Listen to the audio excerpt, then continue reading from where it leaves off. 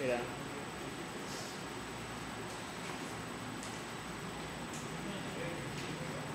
What? I must feel confident of my voice. I like that. How to speak coffee? Sure, don't die. Don't die. Don't die. I think it has a lot of Yeah. a lot of things. What is POS for all rejected? Shut up. Yeah, you feel like Yeah. Shit. one only. Charity one. Bill collector. Okay, when you're ready.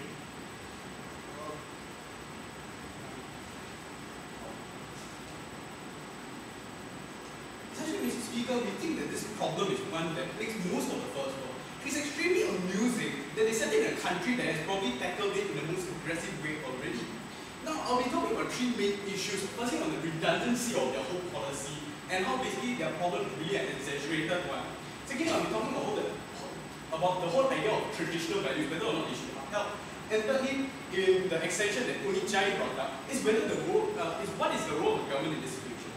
So, firstly, we must look at the whole policy, because we think that this policy essentially prevents the government from firstly being fiscally responsible. And it goes against this mantra of pragmatism, which the government of Singapore has practiced for the past 40 years. Now, the whole redundancy of the policy, they said basically that the whole problem is that the people are growing old and nobody is taking care of them, and they don't have access to medical care. Now, it's ridiculous to suggest that the whole problem that they don't have access to medical care, precisely because the medical system is so advanced. That's why all these people are living beyond their life expectancy, and this problem of an aging society is happening. Not only is this whole issue of old people dying because their children refuse to give them access to it utter nonsense. We think that the government is already aggressively tackling the problem head on. Also, in the policy that Nicholas brought up, essentially is not only with the welfare system that they have put in, but whatever minimum welfare that they have provided, basically they prevent these elderly people from being thrown out on the streets and begging for their life. We think that the government essentially is providing basic minimum welfare along with good nursing homes from charitable organizations. And finally, it's the whole policy of independence. They want these elderly people to remain independent because they have increased the retirement age all the way to 65. What they're sending with this message is they want these people to work longer so that they can support themselves, so they don't have to be a burden on their children.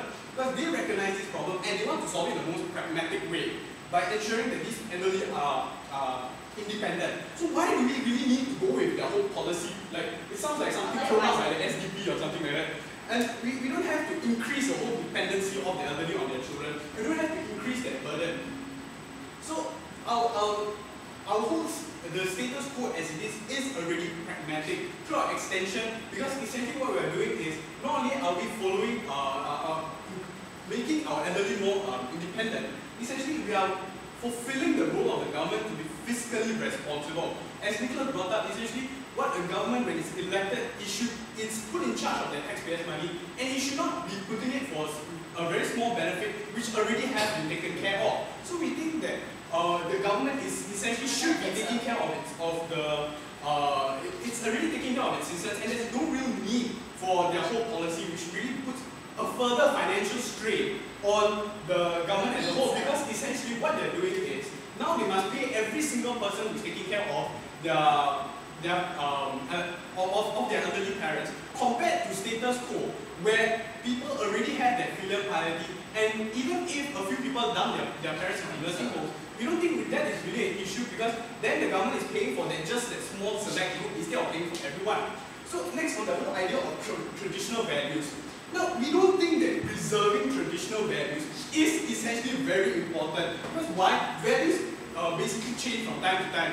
It's a fact. Because, for example, in the past, the wife essentially was expected to stay at home, expected to take care of the kids, and that essentially is that family traditional value. But we don't see that happening right now, because that's how society has evolved. Also, like, there are certain things, like, for example, children would have to stay with their parents till the parents die. Probably only marriage does that.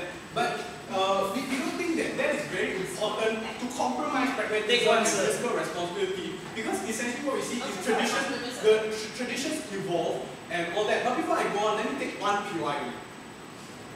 Do you think that it is not fiscal responsibility when you care for the people who are essentially having contributed many years of their life to build up the entire society? How is that not fiscal responsibility, sir?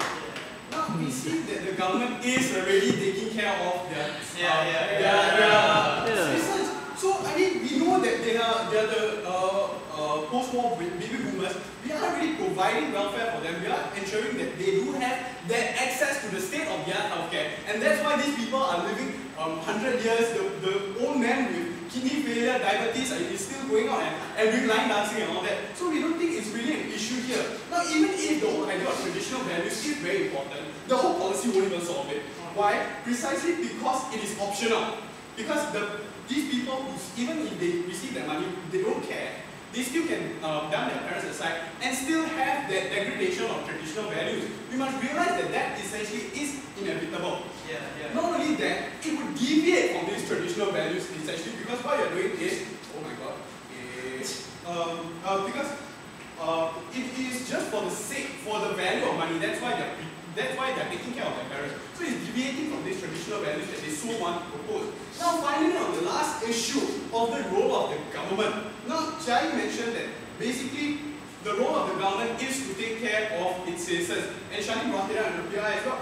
Now we think that the government essentially is taking care of its citizens through the state-of-the-art healthcare, is providing a good healthcare system, is providing them access to welfare, is making sure that these elderly people don't starve, they don't die on the streets, and basically making sure that